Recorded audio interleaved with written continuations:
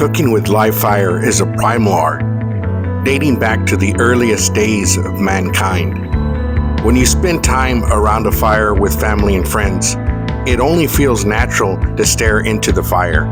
It's like if something primal emerges, tying us together and deeply connecting us to not only what we're going to eat, but also to the taste of our food.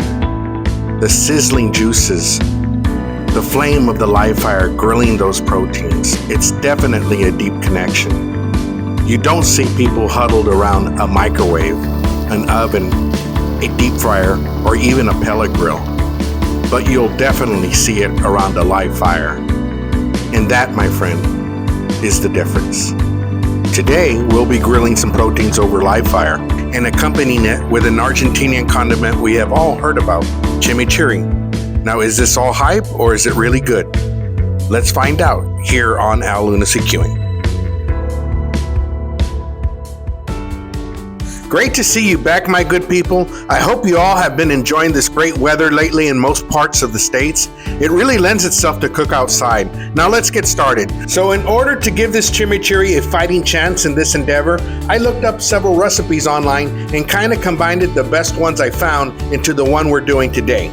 We start by cutting the stems off the bundle of a parsley, then we get a good cleaver knife and we begin to finely chop the parsley. Now notice that I'll work my way side to side, then I'll move the parsley back together and work my way side to side again, top to bottom, left to right. Repeat this process till everything is finely chopped. And once you are done, it should look something like this. It took me about 7 minutes to get this done, so just take your time and you'll get there.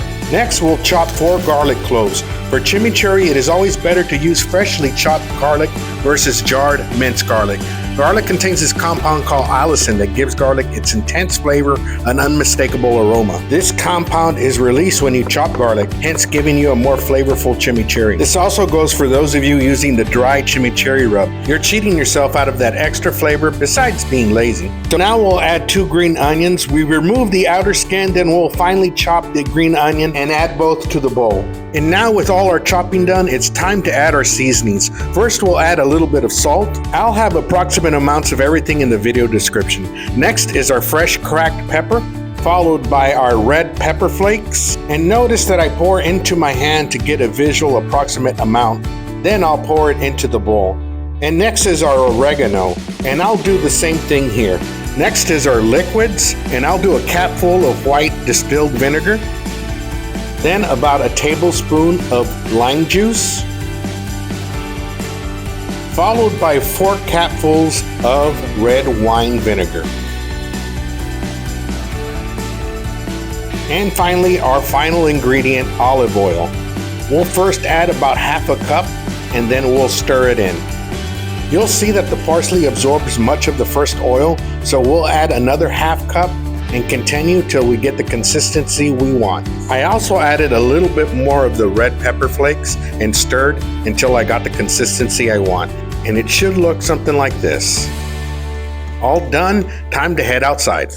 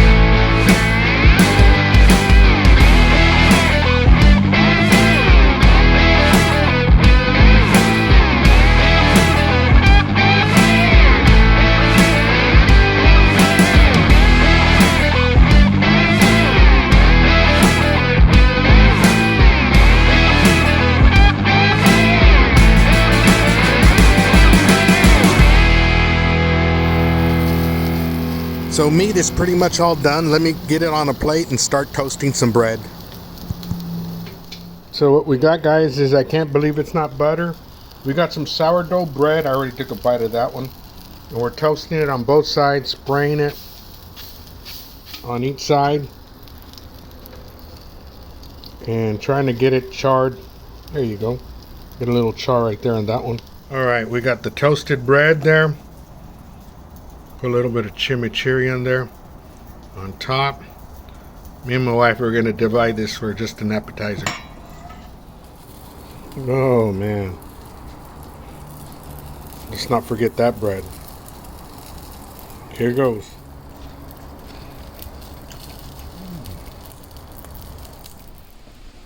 Okay, so we're back inside. I'm frying up some chorizo real quick, and then we'll make our little concoction in just a few minutes.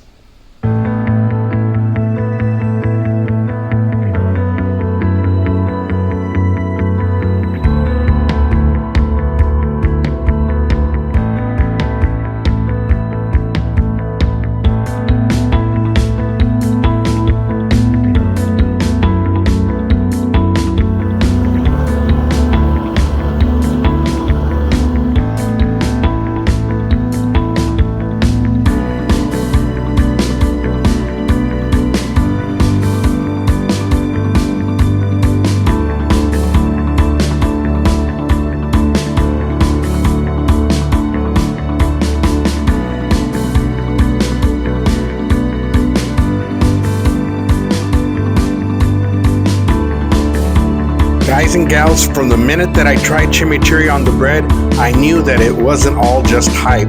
If you want to experience a combination of bold, delicious flavors on a spread, chimichurri is the answer. And for this combination here, I think I could have done without the chorizo just fine. It really didn't need it, but it did give it that extra spiciness. I appreciate you guys hanging out with me once again. Don't forget to comment, like, and subscribe if you haven't already. Once again, take care of yourself and each other. We'll see you again very soon.